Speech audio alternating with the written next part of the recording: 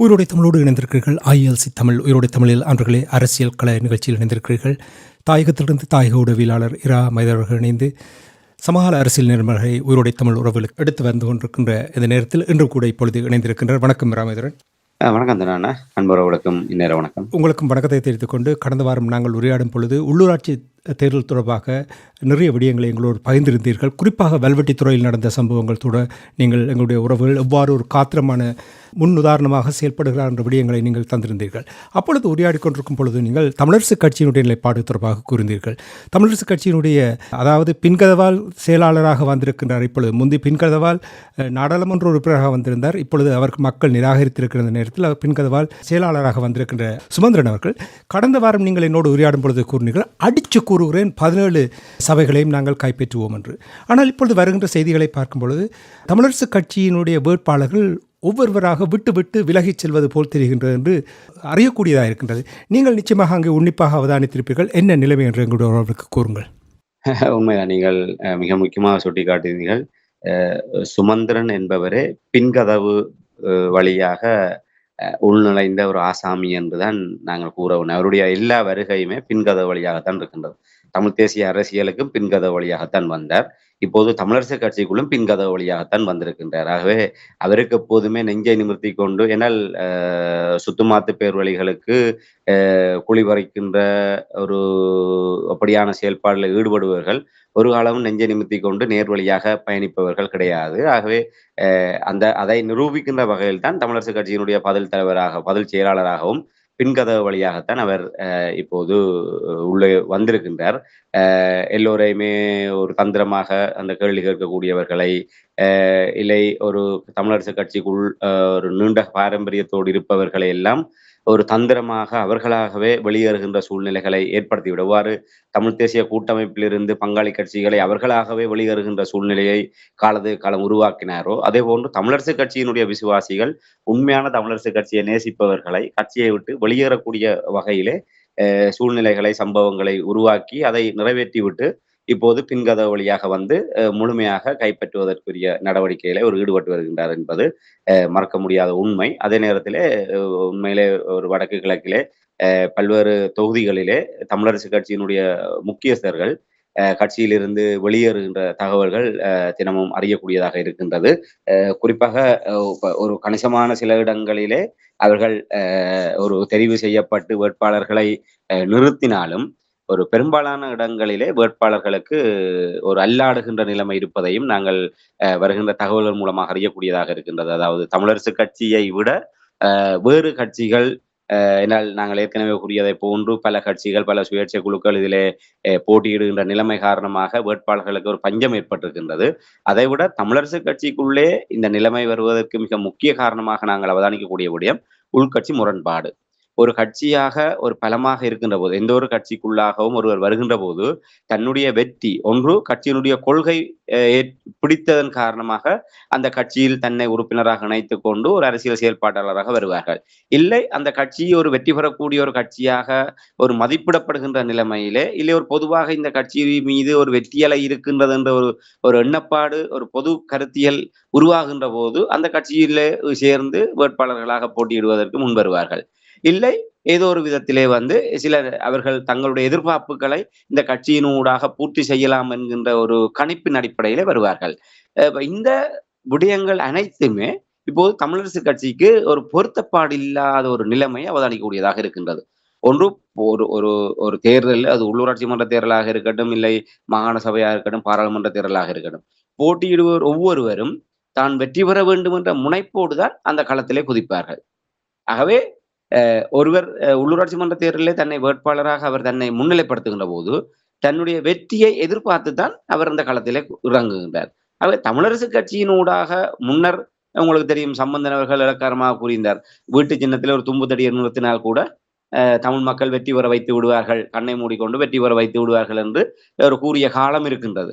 ஆனால் இன்று வீட்டு சின்னம் என்றாலே ஒரு வெற்றி என்பது சந்தேகத்துக்கிடமான ஒன்றாக இன்று மாறி இருக்கின்றது. இதன் காரணமாகத்தான் பலர் தமிழரசு கட்சியை கண்டாலே தலைதெறித்து ஓடுகின்ற நிலைமை இருக்கின்றது.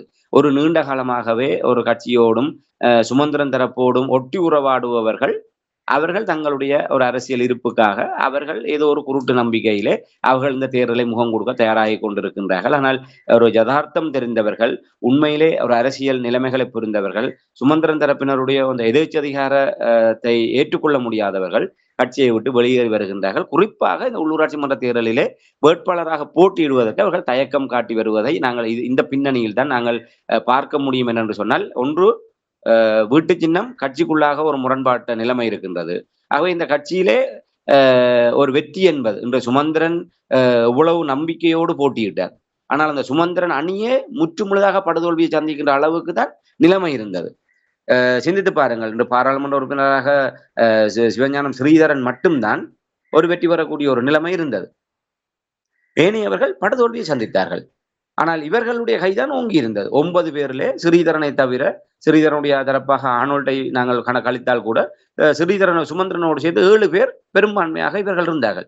7 பேரிலே 6 பேரும் சுமந்திரனுக்காக வாக்குகளை, விருப்பு வாக்குகளை கவர்ந்து செல்லக்கூடியவர்களாகத்தான் அவர் தெரிவு செய்து நாங்கள் இந்த விடயங்களை விரிவாக பார்த்திருந்தோம். அப்படி இருந்தும் சுமந்திரனால் 15,000க்கும் மேற்பட்ட வாக்குகளை பெற முடியாமல் போனது யாழ்ப்பாணம் கிளிநொச்சி தேர்தல் மாவட்டத்திலே. ஆக இதுதான் கள யதார்த்தம். அதை விட பாராளுமன்ற தேர்தலை விட இன்றைய நிலைமை மேலும் ஒரு மோசமடைந்திருக்கின்றது. சுமந்திரன் தரப்பினர் ஒரு கட்சி ரீதியாக அவர்கள் பலம் பெற்றவர்களாக இருந்தாலும் அந்த பொதுமக்களிடையேயும் தமிழரசு கட்சியினுடைய விசுவாசிகளிடையேயும் அந்த சுமந்திரன் தரப்பினருடைய அந்த கட்சிக்கு எதிரான செயல்பாடுகள், தமிழ் மக்களுக்கு எதிரான நிலைப்பாடுகள் மேலும் மேலும் அந்த சுமந்திரன் தரப்பினருடைய செல்வாக்கை வலுக்குறைப்பு செய்து வருகின்றது. ஆகவே சுமந்திரன் ஒரு கட்சி தரப்பினர் பொதுமக்களுடைய செல்வாக்கை இழந்திருக்கின்ற சுமந்திரன் தரப்பினர் கட்சியினுடைய தீர்மானிக்கின்ற இடத்துல இருந்தாலும் அவர்களுக்கு பின்னாலே சென்றால் தோல்வி நிச்சயம் என்ற ஒரு நிலைப்பாட்டிலே வேட்பாளர்களும் பிரமுகர்களும் கட்சியை விட்டு வெளியேறி வருவதை நாங்கள் அவதானிக்கக்கூடியதாக இருக்கின்றது. அதைவிட கட்சிக்குள் இருந்த அந்த வெளியேறியவர்களுடைய ஆதரவாளர்களாக இருந்தவர்களும் சுமந்திரன் தரப்போடு பயணிக்க முடியாது. அதைவிட சுமந்திரனுடைய வேட்பாளர் தெரிவிலே அவர்கள் புறக்கணிக்கப்பட்டமை, எவ்வாறு கடந்த காலத்திலே சசிகலா ரவிராஜ், KV தவராசா, சரவணபவன் போன்றவர்கள் பாராளுமன்ற தேர்தலிலே நிராகரிக்கப்பட்டார்களோ அதே போன்று அவர்கள் சார்பானவர்கள் இல்லை, தங்களுடைய அந்த சுத்துமாத்து நிகழ்ச்சி நிரலுக்கு ஒத்துழைக்காத பிரமுகர்களை இந்த வேட்பாளர் தெரிவிலிருந்து சுமந்திரன் தரப்பு வெளியே தள்ளி இருக்கின்றது. இந்த அதிருப்தி காரணமாகவும் வெளியேற பல காரணங்கள் இருக்கின்றது. முதன்மையான காரணம் என்று நாங்கள் சொல்லக்கூடிய விடயம், வீட்டு சின்னத்திலே போட்டியிட்டால் வெற்றி பெறுவது என்பது ஒரு ஐயப்பாடான நிலைமை ஏற்படுத்தி இருக்கின்றது. இதற்கு அடிப்படை காரணம் கட்சிக்குள் இருக்கின்ற பிளவு நிலையும் ஒரு அந்த உள்கட்சி மோதல் என்பது அது தேர்தலிலே பிரதிபலிக்கக்கூடிய வகையிலே அது பூதாகரமாக உருவெடுத்திருக்கின்றது. அடுத்ததாக இவர்களுடைய களையெடுப்பு, அந்த களையெடுப்பின் காரணமாக கட்சியிலே நீண்ட காலமாக செயல்பட்டவர்களுக்கு கூட இடங்களை ஒதுக்காது அவர்களை புறக்கணித்ததன் காரணமாக அவர்கள் அதிருப்தியிலே வெளியேறிக் கொண்டிருக்கின்றார்கள். இதுதான் இந்த உள்ளூராட்சி மன்ற தேர்தல் தொடர்பாக தற்போது தமிழரசு கட்சி சார்பாக நாங்கள் சொல்லக்கூடிய நிலைமை. NPP-யினுடைய விடயத்தை பார்ப்பதற்கு முன்னதாக சுருக்கமாக ராமேந்திரன், இப்போ நீங்கள் கட்சியினுடைய உள்போர் அவைகளுக்கு இடையில் நிறைய போர் நடந்து கொண்டிருக்கின்றதுக்கு தொடர்ச்சியாக இப்போ நீங்கள் பாருங்கள், வயது வந்தவர்கள் இருக்கிறார்கள். தமிழரசு கட்சியினுடைய பின்னடைவுக்கு இந்த வயது வந்தவர்களால் ஒரு முக்கிய காரணமாக இருக்கிறது.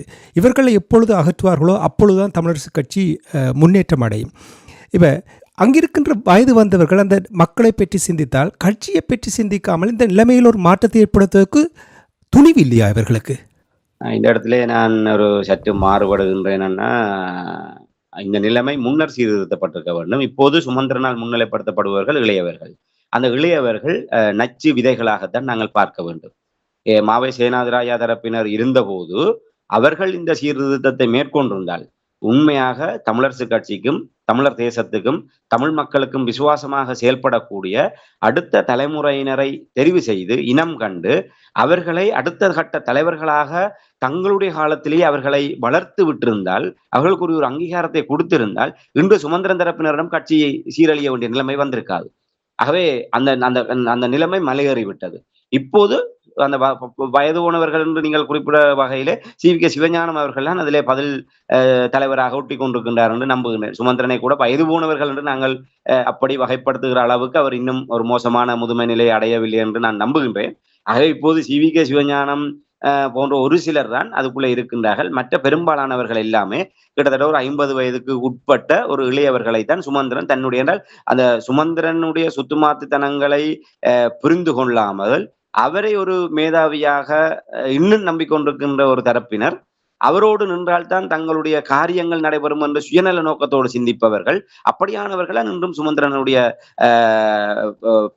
பிற்பாட்டுக்காரர்களாக தமிழரசு கட்சிக்குள் உலா வருகின்றார்கள். அவ்வாறு பிற்பாட்டு பாடுபவர்களுக்கு தான் இந்த உள்ளூராட்சி மன்ற தேர்தலிலும் வாய்ப்புகள் வழங்கப்பட்டிருக்கின்றது. உங்களுக்கு தெரியும், கடந்த பாராளுமன்ற தேர்தலிலும் கேசவன் சயந்தன், இந்தியாவில வடமராட்சியில சுகிர்தன் போன்ற மற்றும் திடீரென கட்சிக்குள்ளே ஒரு உறுப்பினராக இல்லாமல் கூட சில பெண்மணிகளை அழைத்து வந்து வேட்பாளராகி இப்படியான கூத்துகள் எல்லாம் சுமந்திரன் தரப்பால் மேற்கொள்ளப்பட்டு அவர்கள் எல்லாம் நாங்கள் இளைஞர்களாகத்தான், அதாவது வயோதிபர்களாக பார்த்து விட முடியாது, ஒரு இளையவர்கள் என்ற அடிப்படையில் தான் பார்க்க முடியும். அவ்வாறு ஒரு விச விருச்சத்தினுடைய வித்துக்களை எவ்வாறு நாங்கள் ஆரோக்கியம் இளைஞர்கள் என்பதற்காக எவ்வாறு நாங்கள் ஆரோக்கியமாக ஏற்றுக்கொள்ள முடியும்? அவை தமிழரசு கட்சிக்குள் பழையன கழிதலும் புதியன புகுதலும் என்பதற்குரிய காலம் என்பது மலையேறிவிட்டது.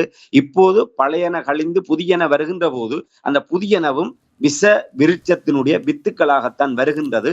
ஆகவே இளையவர்கள் என்ற ஒரு மாயைக்குள்ளாக நாங்கள் நம்பி ஏமாந்து விட முடியாது. அந்த இளையவர்களும் விச விருட்சத்தினுடைய வித்துக்களாகவே இருக்கின்றார்கள். ஆகவே தமிழரசு கட்சியே நீங்கள் கூறுவது தமிழர்களுக்கு ஒரு விரோதமான சக்தியாகத்தான் நாங்கள் நிராகரிக்க வேண்டிய ஒரு கட்டத்திலே அது அடைந்திருக்கின்றது என்பதை தான் இந்த இடத்துல நாங்கள் நிச்சயமாக நான் உங்களோடு ஒத்துப்போகிறேன். ஆனால் நான் கூற வந்த விடயம் என்னவென்றால், சுமந்திரனுக்குள்ளால் வராத இளையவர்களாக இருக்க வேண்டும். அவர்களுக்கால் வந்தால் நீங்கள் கூறுவது 100க்கு 100% சரி. அந்த கொள்கையோடு அந்த நச்சு திட்டத்தோடு தான் அவர்கள் வருவார்கள்.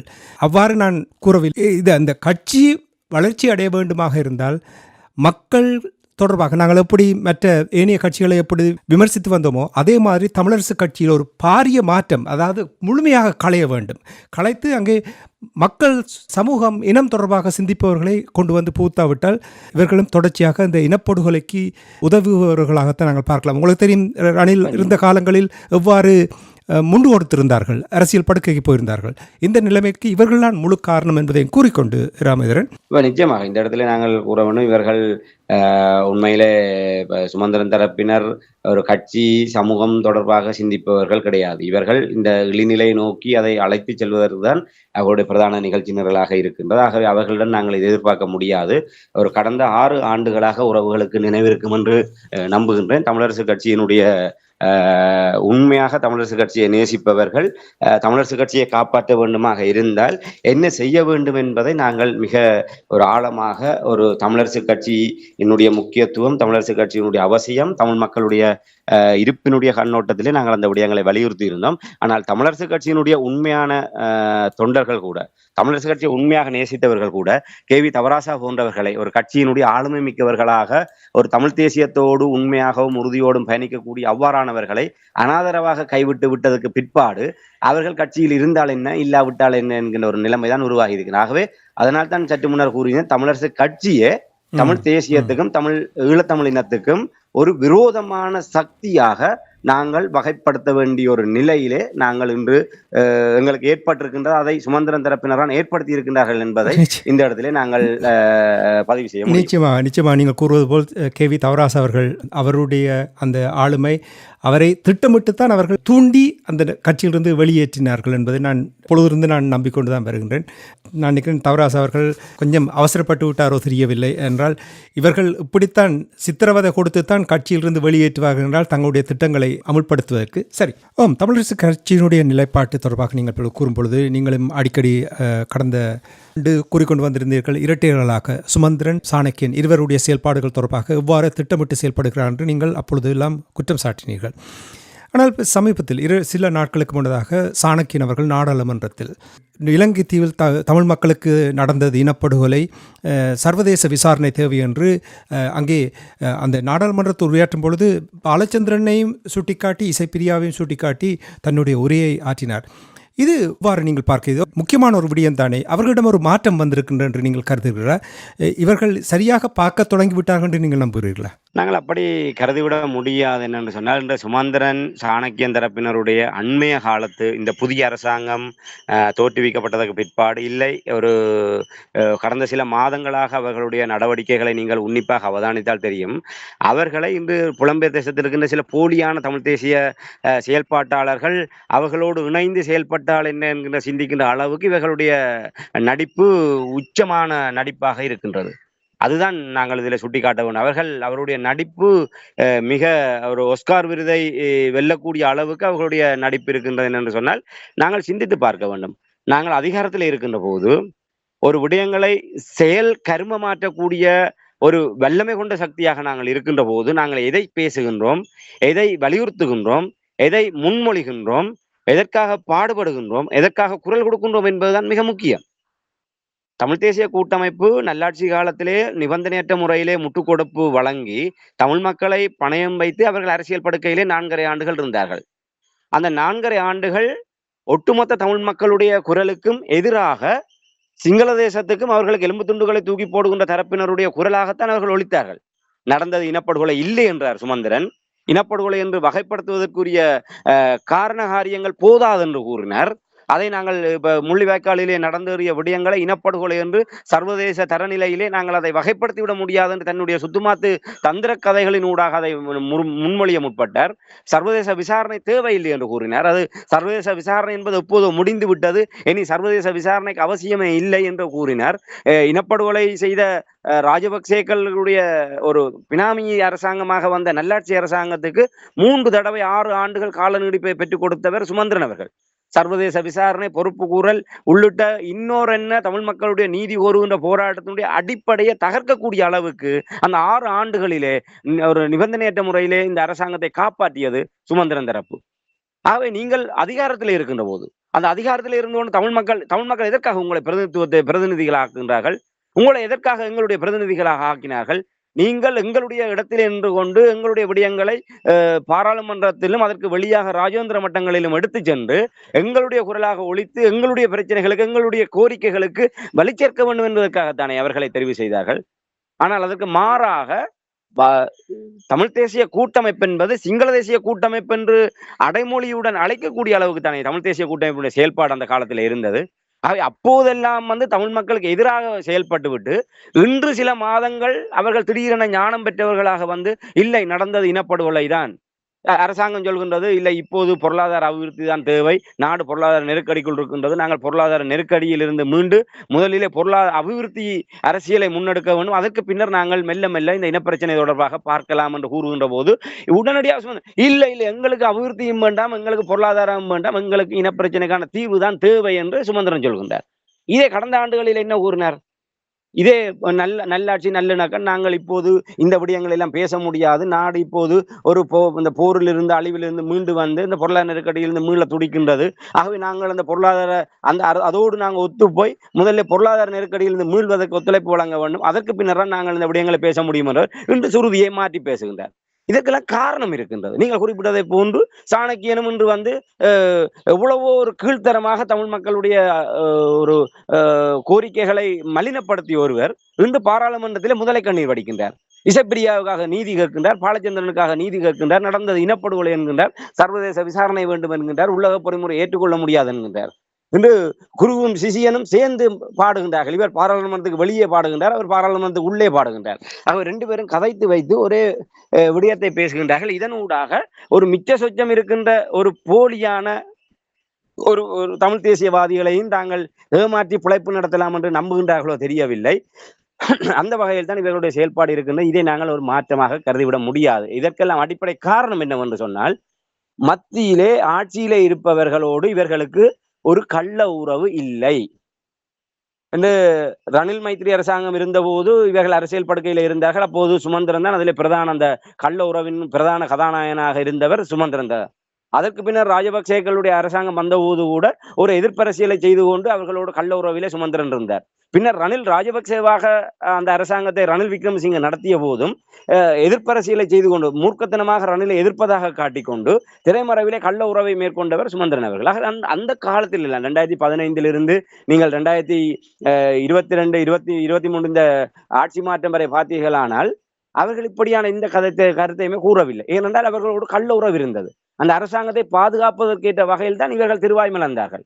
உள்நாட்டிலும் வெளிநாட்டிலும் அதே விடயங்களை பேசினார்கள். தமிழ் மக்களுக்கு சர்வதேச விசாரணை இங்கே நடந்த இனப்படுகொலை இல்லை, அது போர்க்குற்றம் தான், அது மனித உரிமை சார்ந்த விடயங்களுக்குள் தான் அடங்கும் என்ற வகையிலே பேசியவர்கள் இன்று பேசுகின்றார்கள் என்று சொன்னால் அனுர அரசாங்கத்தை நெருக்கடிக்குள்ளாக்கவும். ஏன்னால் இவர்களுக்கு எலும்பு துண்டை தூக்கி போடுபவர்கள் அனுர அரசாங்கத்துக்கு பகையாளிகள்.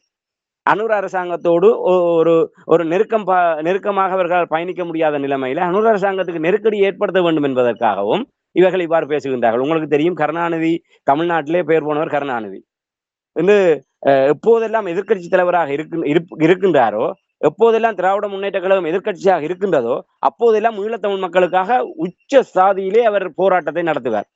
ஓடாத அதாவது ரயிலோடாத தண்டவாளத்திலே தலை வைத்து படுப்பதும், பல போலியாக காலை உணவுக்கு மதிய உணவுக்கும் இடையிலே நடுவிலே அந்த இடைப்பட்ட நேரத்திலே ஒரு மாபெரும் உண்ணாவிரத போராட்டத்தை நடத்துவதும், இப்படியாக பாசாங்குத்தனமான போராட்டங்களை எல்லாம் திராவிட முன்னேற்ற கழகம் செய்தது. எப்போதெல்லாம் செய்தது என்று சொன்னால், அண்ணா திராவிட முன்னேற்ற கழகம் எம்ஜிஆர் தலைமையில் அண்ணா திராவிட முன்னேற்ற கழகம், பின்னர் ஜெயலலிதா தலைமையிலே அண்ணா திராவிட முன்னேற்ற கழகம் ஆட்சியில் இருந்த போது ஆட்சியை கைப்பற்ற வேண்டும் என்று சொன்னால் அங்கே தமிழ்நாட்டிலே உணர்வு ரீதியாக இருக்கின்ற அந்த ஈழத்தமிழ் மக்களுடைய அந்த விவகாரத்தை அவர் தொட வேண்டும். அப்போது எதிர்க்கட்சியாக இருந்தவன் தங்களுடைய அரசியல் தேவைக்காக ஈழத்தமிழர்களுக்காக ஆதரவாக குரல் கொடுப்பதும், ஆட்சிக்கு வந்ததற்கு பிற்பாடு அதை மறந்துவிட்டு அதற்கு எதிராகவே செயல்பட்டு மத்தியிலே ஆளுகின்ற காங்கிரஸ் தரப்போடு கூடி குழாவி கொண்டு எப்படி தமிழ் தேசிய கூட்டமைப்பு அரசியல் படுக்கையிலே நல்லாட்சி அரசாங்கத்தோடு இருந்ததோ அதே போன்று சோனியா தலைமையிலான காங்கிரஸ் அரசாங்கத்தோடு ஒரு அரசியல் படுக்கையில் இருந்ததுதான் திராவிட முன்னேற்ற கழகம். அதற்கு நிகராகத்தான் இங்க சுமந்திரன் சாணக்கியன் தரப்பினருடைய நிலைப்பாடு இருக்கின்றது. இவர்கள்லாம் இப்போது எதிர்த்தரப்பாக இருக்கின்றார்கள். என்றால் ஆளுந்தரப்போடு கொஞ்சி குழாவ முடியாத ஆதங்கம். ஆளுந்தரப்புக்கு எதிராக தமிழ் தரப்பினுடைய விடயங்களை ஒரு கூர்மைப்படுத்தி நாங்கள் இந்த விடயங்களை கொதிநிலையிலே வைத்திருக்கணும் என்பதாக காட்டுவதற்காக அவர்கள் இந்த விடயங்களை பேசுகின்றனர். ஆனால் இவர்கள் பேச்சளவில் மட்டும்தான், இதை செயலளவுக்கு கொண்டு செல்ல போவதில்லை. செயலளவுக்கு கொண்டு போக வேண்டிய நேரங்களிலே அதை வலுக்குறைப்பு செய்வதற்காக போராடிவிட்டு பின்னர் எப்படி இவர்கள் அதை அவர்கள் கொண்டு செல்ல முடியும்? ஆகவே இது வெறுமனே ஊடகங்களிலும் தமிழ் மக்களை ஏமாற்றுவதற்கும் செய்யப்படுகின்ற விடயங்களை தவிர இவர்களிடையே ஏற்பட்ட நிலை மாற்றமாக நாங்கள் கருதிவிட முடியாது.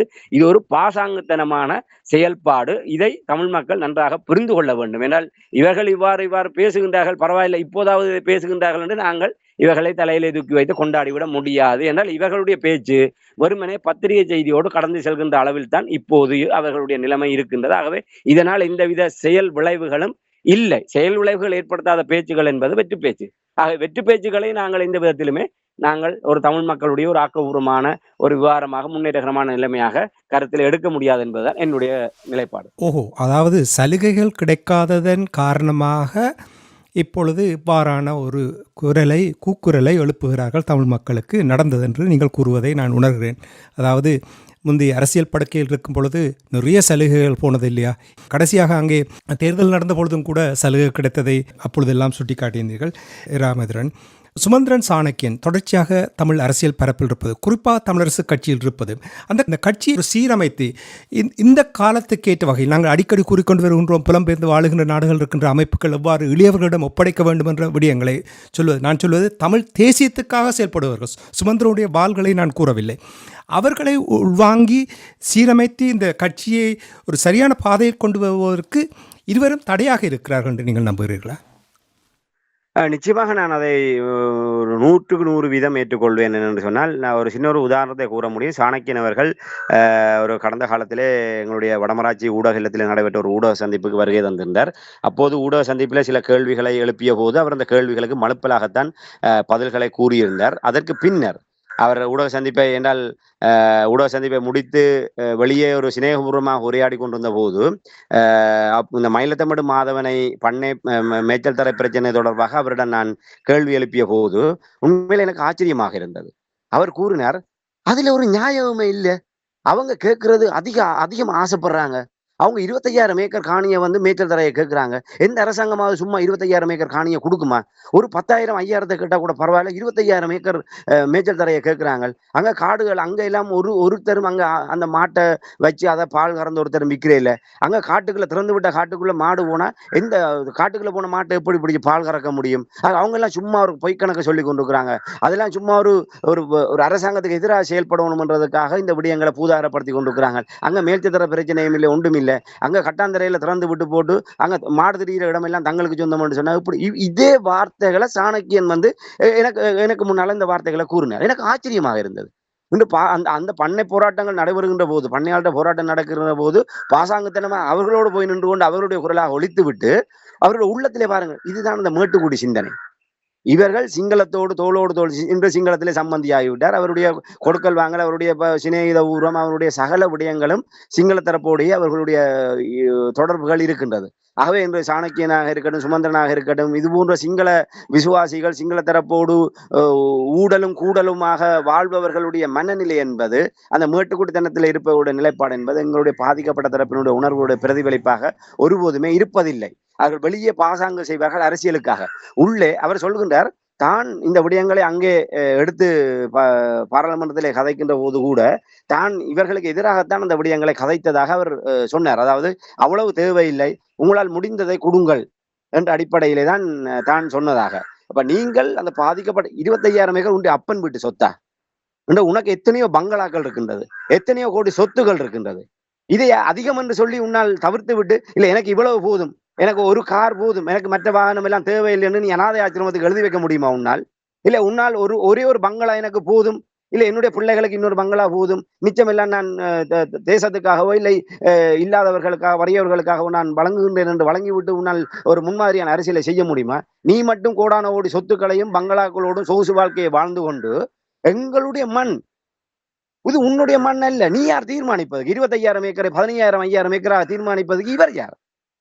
25,000 ஏக்கர் என்பது பாட்டன் பூட்டன் காலத்திலிருந்து மேஜர் தரையாக தமிழ் மக்களுடைய பூர்வீக நிலம். அது 25,000 ஏக்கராக இருக்கட்டும், 2,00,000 ஏக்கராக இருக்கட்டும், எங்களுடைய மண் எங்களுக்கு வேணும். அதுதான் எங்களுடைய கோரிக்கை. அதற்காகத்தான் இத்தனை ஆயிரம் உயிர்களை நாங்கள் கொடுத்திருக்கின்றோம். அந்த வலிகள் வேதனை இவர்களுக்கு தெரியுமா? சுமந்திரன் சாணக்கியன் போன்றவர்களுக்கு அவர் சொல்கின்றார் 25,000 ஏக்கரை கேட்பது அதிக பிரசங்கித்தனமா? இப்படியானவர்களையா நாங்கள் எங்களுடைய மாற்றத்தினுடைய குறியீடாக, இல்ல இளையவர்கள் என்பதற்காக இவர்களை நாங்கள் முன்மாதிரியாக சாணக்கியனுடைய தலைமையிலே கிழக்கிலே தமிழரசு கட்சி புத்தெழுச்சி பெற்று விட்டது, இது ஒரு மாற்றம் என்று நாங்கள் கருத முடியுமா? அந்த கிழக்கினுடைய அடிப்படை பிரச்சனையே கால்நடை பண்ணையாளுடைய பிரச்சனை. அந்த அடிப்படை பிரச்சனையில சாணக்கியனுடைய வன்மம் இதுதான் சாணக்கியனுடைய சுயரூபம். அப்படிப்பட்ட ஒரு சாணக்கியனை எப்படி நாங்கள் மாற்றத்தினுடைய குறியீடாக பார்க்க முடியும்? ஆகவே தமிழரசு கட்சியினுடைய வளர்ச்சி அல்ல, தமிழ் தேசிய அரசியலுடைய தமிழர்களுடைய சாபக்கேடு என்பது சாணக்கியன் சுமந்திரன் போன்றவர்கள் என்று இந்த அரசியல் அரங்கிலிருந்து முற்றாக அகற்றப்படுகின்றார்களோ அன்றுதான் தமிழ் மக்களுக்கு ஒரு விமோசனம் கிடைக்கும். நீங்கள் கூறுவது உங்களுடைய அந்த ஆதங்கம் உங்களுடைய இதயத்திலிருந்து வருகின்றதை நான் பார்க்கிறேன். அந்த மக்கள் எங்களுடைய இனத்தை சீரழிக்கிறார்கள் என்ற விடயத்தை தொடர்ச்சியாக நீங்கள் கடந்த ஆண்டு இவர்கள் எவ்வாறு செயல்பட்டார்கள் என்ற விடயங்களை நீங்கள் இப்பொழுதெல்லாம் அவர்கள் செயல்படுத்துகின்ற விடயங்களை சுட்டி காட்டும் பொழுது எங்களுடைய மக்களும் இங்கே பொங்கி எழுகிறார்கள். இந்த மாற்றம் அங்கே தமிழர் தாயகத்தில் ஏற்படுத்த வேண்டும். இந்த மாற்றத்தை ஏற்படுத்தாவிட்டால் தொடர்ச்சியாக இவர்கள் தமிழ் தேசியத்தை விழித்தெழ முடியாமல், அந்த வேணவாவை அடைய முடியாமல் இவர்கள் தடைக்கல்லாக இருப்பார்கள் என்பது அது உறுதி. இதை எங்களுடைய மக்கள் புரிந்து கொள்ள வேண்டும்.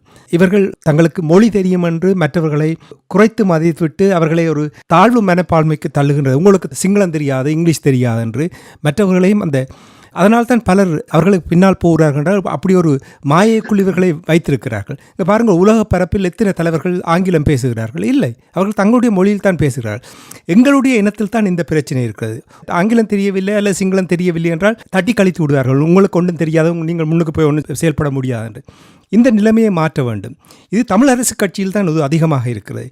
இந்த தமிழரசு கட்சி இந்த மாற்றத்தை ஏற்படுத்துவதற்கு எங்களுடைய மக்கள் முன் வந்து செயல்பட வேண்டும். எவ்வாறு ஏனைய கட்சிகள் மீது மாற்றங்களை ஏற்படுத்துகிறார்களோ அந்த மாற்றத்தை கொண்டு வர வேண்டும். உண்மையில் இந்த இடத்துல நீங்கள் குறிப்பிட்டதை போன்று இந்த சீனாவினுடைய அதிபர் தங்களுடைய சீன மொழியில் தான் அமெரிக்க ஜனாதிபதியாக இருக்கட்டும், இல்லை உலகத்தினுடைய எந்த நாட்டு ஜனாதிபதியாக இருக்கட்டும், அவர்கள் சென்றால் இவர்கள் அவர்களோடு பேசக்கூடிய மொழியிலே இவர்கள் ஒரு மொழிபெயர்ப்பாளர்களை வைத்து பேச வேண்டுமே தவிர அவர்கள் உலகத்தாருக்காக தங்களுடைய வழக்கத்தையோ தங்களுடைய மொழியை அவர்கள் ஒரு காலம் விட்டு கொடுத்ததில்லை. ஏன் இவ்வளவு தூரம் செல்வான்? எங்களுடைய தேசிய தலைவர் மேதகவே பிரபாகரன் அவர்கள் தமிழ் மொழி மட்டும்தான் அவருடைய பிரதான ஒரு மொழியாக, பிரதான ஒரு வழக்கு மொழியாக அவரிடம் இருந்தது.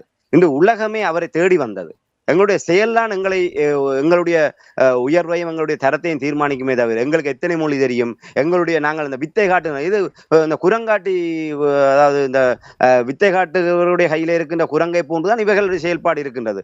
அவர்கள் குரங்கு அர்றாராமாண்டா குரங்கு கரணம் அடித்தால் எல்லாருமே கைதட்டி ரசிப்பார்கள். அதே போன்றான் சாணக்கியன் சுமந்திரன் போன்றவர்கள் பாராளுமன்றத்திலே சுமந்திரன் கூட அவ்வளவில் சாணக்கியன் 3 மொழிகளிலுமே ஒரு உரையிலே 3 மொழிகளிலே அவர் வித்தை காட்டுவார். அதான் அந்த குரங்காட்டியை வைத்து வித்தை காட்டுவதை போன்றுதான் சாணக்கியனுடைய வித்தைகள் பாராளுமன்றத்திலே நாங்கள் பார்க்கக்கூடியதாக இருக்கு. அந்த குரங்காட்டி வித்தையை ரசிக்கின்ற மனப்பான்மையில் தான் எங்களுடைய மக்களும் கொஞ்சம் பேர் சாணக்கியன் போன்றவர்களுடைய அந்த சாகசங்களை அவர்கள் ரசித்துக் கொண்டிருக்கின்றார்கள். ஆகவே இன்று தேசிய தலைவர் மேதகு பிரபாகரன் அவர்கள் தமிழ் மொழியை மட்டுமே ஒரு தெரிந்த நிலையிலே அவர் தன்னுடைய தேடல் மூலமாக, அனுபவத்தின் மூலமாக, அவர் இந்த பாடசாலையிலும் கற்கவில்லை, இந்த பல்கலைக்கழகத்துக்கும் செல்லவில்லை. அவர் தன்னுடைய ஒரு சிறு வயதிலே ஆயுத போராட்டத்துக்கு காட்டு வாழ்க்கையை தன்னுடைய ஒரு இதாக வரித்து கொண்டவர். ஆனால் இன்று உலக போராட்ட வரலாற்றிலேயே முதன்மையாக அவ்வளவு தேடல், அவ்வளவும் தன்னை அர்ப்பணித்து அந்த போராட்டம் என்று உலக பெரும் தலைவர்களே இந்த தலைவர் அவரை முன்மாதிரியாக அவருடைய வாழ்வையும் அவருடைய போராட்ட வழிமுறையும் அவருடைய யுக்திகளையும் அவர் எங்கே சென்று கற்றார்? அதெல்லாம் உள்ளிருந்து வருவது. இதுக்கும் மொழிக்கும் எந்தவித சம்பந்தமும் இல்லை. மொழி என்பது வெறுமனே ஒரு ஒரு அணுகல் மொழி, அணுகலுக்காக பயன்படுத்தப்படுவதை தவிர எங்களுடைய திறமையையும் எங்களுடைய விடயங்கள் என்று அப்துல் கலாம் கூட சொல்ல, எங்களுடைய தாய்மொழி கனவு கூட எங்களுடைய தாய்மொழியின் மூலமாகத்தான் நாங்கள் எங்களுடைய கனவுகளை விருத்தி செய்ய முடியும். அதன் மூலம் தான் நாங்கள் தாய்மொழியிலே நாங்கள் எவ்வளவு தூரம் பாண்டியத்தையும் பெறுகின்றோமோ அதன் மூலம் தான் எங்களுடைய ஆற்றல்களை நாங்கள் மேம்படுத்த முடியும். ஆகவே இந்த மொழி பூச்சாண்டியை நீங்கள் குறிப்பிட்டதிலே சின்ன ஒரு கருத்தை நாங்கள் கூற வேண்டும். தமிழரசு கட்சியில் மட்டுமல்ல, இந்த இடத்துல நாங்கள் நீதியரசர் சி.வி. விக்னேஸ்வரன் அவர்களிடம் கூட இப்படியான ஒரு பிள்ளையான ஒரு பார்வை இருக்கின்றது. ஏதோ ஆங்கில மொழி சிங்கள மொழி தெரிந்தால்தான் பாராளுமன்றத்துக்கு செல்ல முடியும், பாராளுமன்ற தேர்தலை போட்டியிடுவதாக இருந்தால் அங்கே இருக்கின்ற ஏனைய 225 பாராளுமன்ற உறுப்பினர்களோடு நாங்கள் சரிக்கு சமனாக நிற்க வேண்டும், அவர்களுக்கு நாங்கள் தெரிவிக்க வேண்டும். ஆகவே அந்த ஒரு மொழியாற்றல் இருந்தால்தான் நாங்கள் பாராளுமன்ற, இல்லையான மொழியாற்றல் இல்லாதவர்கள் மாகாணத்துக்குள்ளேயே முடங்கி விட வேண்டும் என்பதாகத்தான் அவர்களுடைய பார்வையும் இருக்கின்றது. ஏனால் அவர்கள் தங்களுடைய பார்வையிலே தங்களுடைய ஒரு நிலையிலே நின்று கொண்டுதான் அவ்வாறு பார்க்கின்றார்கள். இப்படித்தான் ஒரு பொதுவானவர்களுடைய நிலைப்பாடு இருக்கின்றது. ஆங்கிலம் சிங்களம் தெரியவில்லை என்றால் மட்டம் தட்டி விடுவார்கள். ஆக இந்த நிலைமைகள் மாற வேண்டும். ஆற்றல்கள் உள்ளவர்களை, தமிழ் தேசியத்துக்கு எந்த நிலையிலுமே விலை போகாதவர்களை நாங்கள் எங்களுடைய தலைவர்களாகவும் எங்களுடைய பிரதிநிதிகளாகவும் என்று மாற்றுகின்ற ஒரு சிந்தனை எங்களிடம் வருகின்றதோ அப்போதுதான் நாங்கள் ஒரு உயர்வான நிலையை அடைய முடியும் என்பதை இந்த இடத்துல சுட்டிக்காட்டுகிறோம். வாய்ப்புக்கு நன்றி. நன்றி. ஏமாற்றுவதற்கு இடம் அளிக்கக்கூடாது என்பதற்காகத்தான் இந்த விடயங்களை நாங்கள் இங்கே சுட்டிக்காட்டுகிறோம். அந்த இனம் விடுதலை பெற வேண்டும், ஏனைய இனங்கள் போல் உலக பரப்பில் நிம்மதியாக வாழ்வதற்கும் வழிவகுப்பதற்காகத்தான் இந்த விடயங்களை சுட்டிக்காட்டுகிறோம். தனி மனிதர் தாக்குதலாக இதை பார்க்காதீர்கள் என்று கேட்டுக்கொண்டு தற்காலிகமாக விடைபெற்று மீண்டும் பிரதான செய்திகளை தொடர்ந்து இணைந்து கொள்வோம். நிச்சயமான நன்றி, வணக்கம். எமது பார்வையாளர்களுக்கு வணக்கம். மக்களின் குரலாய் ஓங்கி ஒலிக்கும் இலக்கு மின்னிதழ் மற்றும் உயிரோடை தமிழ் வானொலி ஆகிய இவ்விரு ஊடகங்களும் உங்களைப் போன்ற எமது நேயர்கள் நண்பர்களின் ஆதரவிலேயே இயங்கி வருகின்றன. மிக குறைந்த வளங்களுடன் பல இடர்கள் மற்றும் தடைகளை தாண்டி பயணிக்கும் எமது ஊடகங்களின் பணிகள் மேலும் வளர உங்களால் முடிந்த நிதியுதவியை வழங்கி இன்னும் காத்திரமான செயற்பாடுகளை முன்னெடுக்க உதவுமாறு மிகவும் பணிவன்புடன் வேண்டி நிற்கின்றோம். உங்கள் பங்களிப்பு உங்களின் உரிமை குரலாய் ஓங்கி ஒலிக்கும்.